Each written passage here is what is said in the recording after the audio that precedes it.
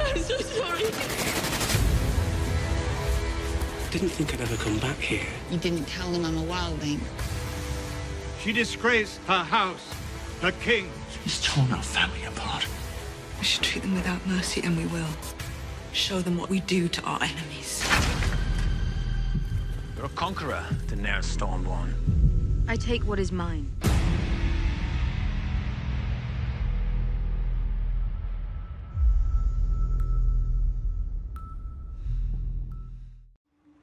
You have no idea how happy I am to see you unharmed. Unharmed? What are you doing here? Sansa's gotten pretty good at playing the game. When she sees Littlefinger, though, it's not about politics. It's not about trying to manipulate him or anything. He betrayed her in the worst possible way. And so in her mind, everything that happened after that, he's to blame for it. You freed me from the monsters who murdered my family. And you gave me to other monsters who murdered my family. You want me to beg for my life? I will. I think it goes through her mind how satisfying it would be to see Brienne just cut him in two right here. But she doesn't, and that she doesn't is an interesting quality of Sansa's, that she's started to look a couple moves ahead, and she's started to think, is it possible this person will be more useful to me alive than dead? I didn't know the Tullys still had an army. My uncle, the Blackfish, has reformed it and retaken Riverrun. How'd you know that? It's funny because even as she's trying to make a clean break with Littlefinger, Sansa is showing us the ways in which Littlefinger has shaped her way of looking at the world. Ramsay received a raven before I escaped Winterfell. I mean, the decision not to tell Jon about the meeting with Littlefinger, not to tell Jon how she knows about the Blackfish. If she really trusted Jon and she really was coming at this as a clean, pure Stark, she would tell the truth to her brother and the person to whom she has real allegiance at this point. But for whatever reason, she holds back on that. And I think that shows that Littlefinger still has some kind of a hold on Sansa. I am Theon Greyjoy, last living son of Balon Greyjoy. And she is your rightful ruler. It's probably unique in the history of Darren Islands for a male heir to reject his own claim in favor of his sister. It's one thing to say when it's just the two of them, I don't want to be king, you should be. It's quite another thing when they have the King's Moot and they're actually choosing a king. And that's, I think, when she first really begins to trust him again. I'm Euron Greyjoy. I claim the Salt Throne.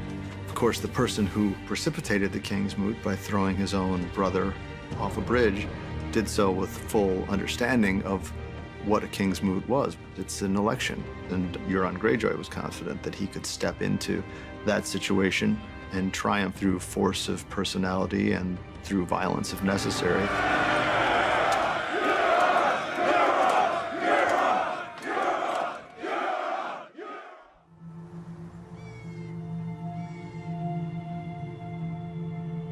There are certain symbols and patterns that recur throughout the show. The first time we saw that was in one of the very first scenes in the pilot, when Will, the ranger, sees the wildling body parts in an odd pattern displayed by the White Walkers. We see it again north of the wall with the dead horses displayed in a spiral pattern. And then you see it again here and learn where these patterns come from, that there are ancient symbols of the Children of the Forest used in their rituals, and the Children of the Forest created the White Walkers. The Night King, who's sort of the embodiment of absolute evil. What you're watching is the creation of this absolute evil. So the absolute evil isn't absolute after all. No one's innocent, really, in this world. And there's just something really beautifully right about the idea that the great nemesis of mankind were created to protect the children of the forest from mankind. The cave is a safe place. You know, it's like you're playing tag, and if your hand's on the wall, you're safe from whoever's it. And it is the Night King, and he can't access them as long as they're in there because of the magic that's protecting this cave. But Bran makes a mistake.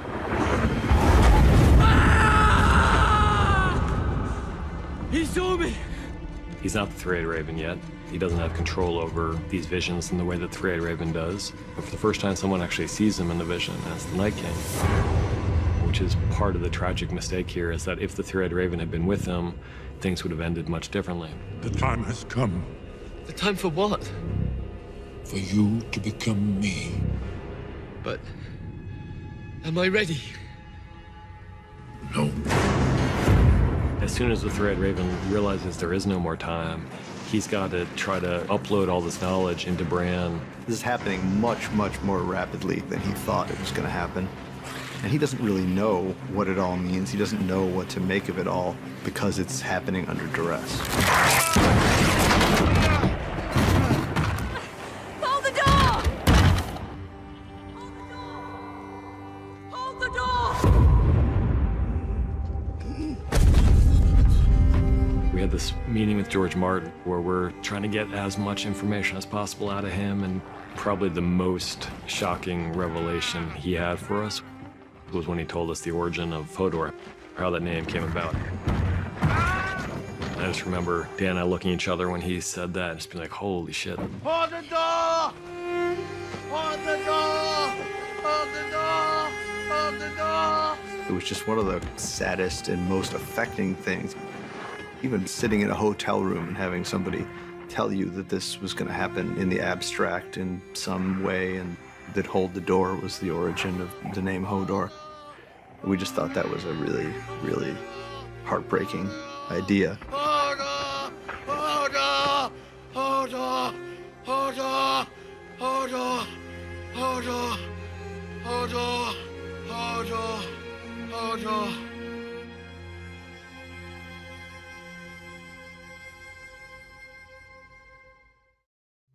I banished you. Twice. You came back. Twice. And you saved my life. Jorah, he knows that Grayscale is fatal, and it's just gonna get worse.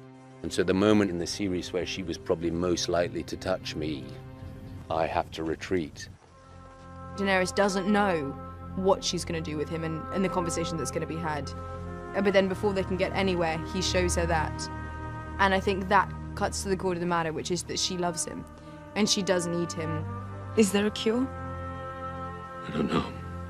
How long does it take? I don't know that either. I've seen what happens when it goes far enough. I'll end things before that. Jorah being Jorah is keeping it to himself and sacrificing himself in a sense for her, but he's not seeking a cure for himself because his primary motive is to try and save her. She knows that he's doing the best for her by walking away. But then she kind of one-ups him by saying, You swore to obey my commands for the rest of your life. Well, I command you to heal yourself, and then return to me. In that moment, he knows that she's given him the biggest gift that she could ever give him, which is to have a purpose, and that purpose is to serve her still. That's going to motivate him whether he finds it or not, but she's wise enough and loving enough to know that that's what Jorah needs to move forward.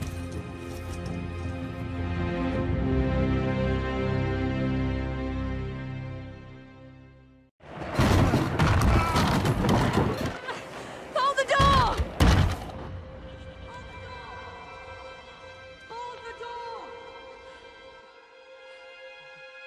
When I got the script for season 6, although I had the call, I knew what was going to happen to Hodor. It was a really difficult scene to read because he's a lovable character. I love Hodor. I love him to death. Especially, I had sort of illusions that Hodor was going to become some sort of king, or But I like that he sacrificed himself for his friends. It feels very true to Hodor for me. Oh, it's mortifying. It's so sad. He's one of the only characters in Game of Thrones who genuinely doesn't have an agenda of any kind. I mean, at all. He's just Hodor. So to have him then killed is just the ultimate sort of twisting of the knife. And it really is these good, kind characters who deserve nothing like that, and who have been through a horrible time themselves, because Hodor was just, as we know, a totally normal kid who was then sort of screwed over by Bran.